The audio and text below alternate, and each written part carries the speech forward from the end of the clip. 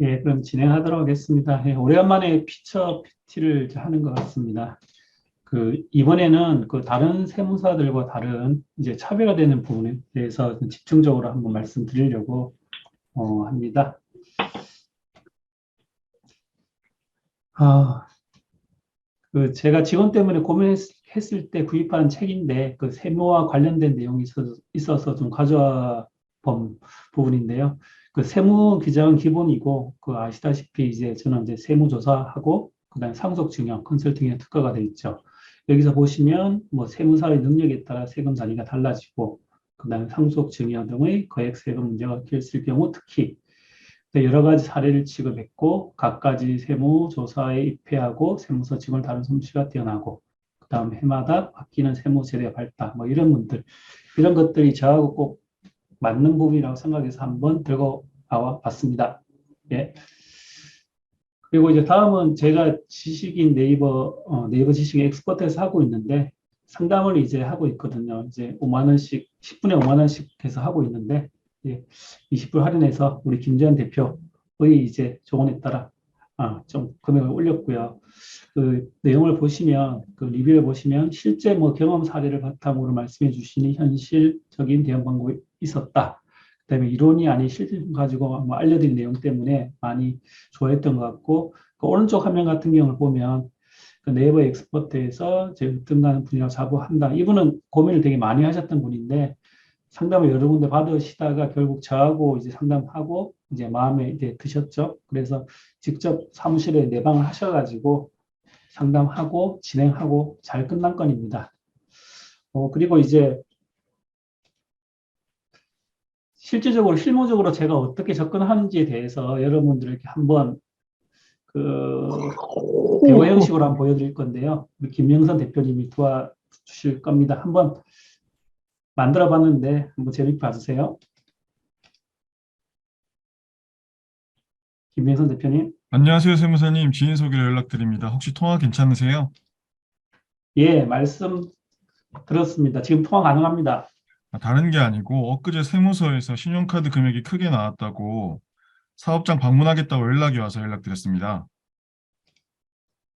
기장하는 세무사분이 있으실 텐데 혹시 기장하는 세무사님께 말씀 드려보셨나요?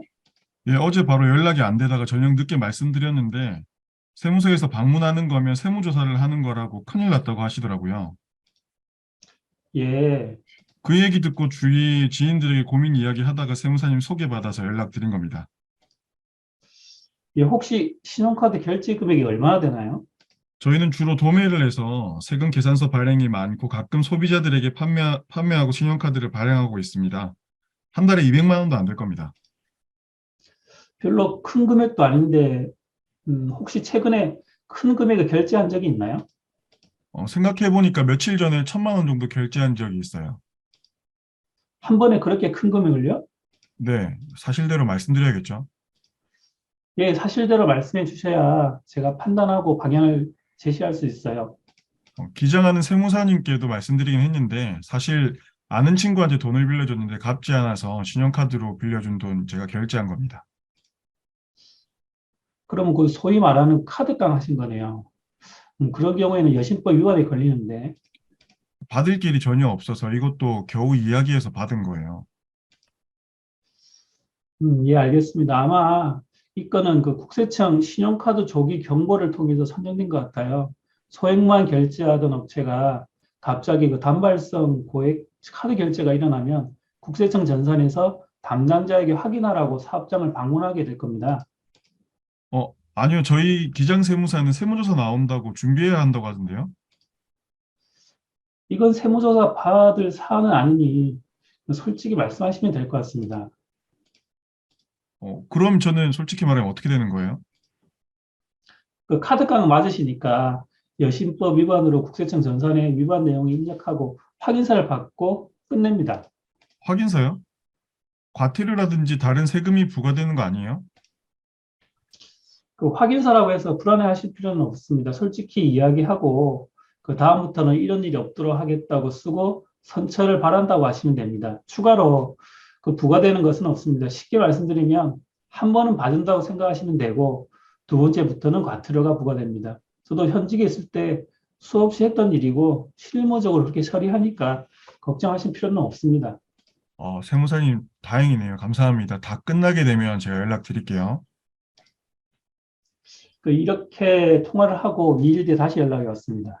세무사님, 큰일 났어요. 사업장으로 온다던 세무서 담당자가 갑자기 세무서로 직접 오라고 전화 왔어요. 예? 왜요? 사업장 방문 전에 내일 오겠다고 세무서에서 전화 와서 세무사님 말씀대로 빌린 돈 받는다고 결제한 거라고 말했는데 전화 끊고 다시 전화 와서 세무서로 오라고 전화 왔어요. 세무사님 어떻게 하면 되지? 불안해요. 혹시 언제쯤 방문한다고 하던가요? 내일 방문하라고 하던데 어떡하죠? 잠깐만요. 달력 좀 보고요. 내일이라고 하셨죠? 그 일을 좀 알겠네요. 달력을 보니 추석이 얼마 안 남았네요. 국세청에서는 실무적으로 명절이 있으면 명절 1주나 2주 전부터 출장을 금지하는 관례가 있거든요. 혹시나 모를 사고를 막기 위해서 꼭 필요한 출장이 아니면 그 출장을 자제하는 거죠. 그 담당자 입장에서 일은 처리해야 되고 괜히 구설수에 오르기 싫으니까 그냥 사업장을 방문 없이 그냥 세무서로 방문하라고 한 걸 겁니다. 그럼 세무서에 가면 어떻게 되는 거예요? 똑같습니다. 가셔서 사실대로 이야기하시고 다음부터는 절대 안 그러겠다고 하시고 그런 내용대로 확인서 쓰시면 됩니다. 이거 확실한 거죠? 우리 세무사는 세무조사가 확실하다고 하던데. 걱정하지 마시고 내방하세요. 어차피 내방할 수밖에 없는 상황이잖아요. 세무서에 가서도 제가 말씀대로 진행하시면 됩니다. 진짜 걱정하지 마세요. 네, 감사합니다. 세무사님, 내일 다녀와서 연락드릴게요.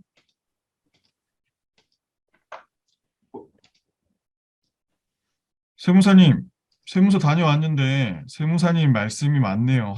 확인서 쓰고 다시는 안 그러겠다고 하니까 다음부터는 그러지 말라고 하고 끝나버렸어요. 제가 말씀드렸잖아요. 그렇게 끝날 거라고. 이것 때문에 마음고생 심했는데 진짜 감사합니다, 세무사님. 아닙니다. 그냥 잘 끝나셨다고 하니까 다행이네요. 마음고생 심하셨습니다. 그리고 세무사님 혹시 기장도 아세요? 예, 물론이죠. 세무기장도 하죠. 왜요? 지인한테 소개받을 때 세무조사랑 상속증여 전문이라고 하셔가지고 기장을 안 하시는 줄 알았어요. 세무조사랑 상속균형 컨설팅을 전문으로 하지만 세무기장은 세무사라면 기본으로 하는 거죠.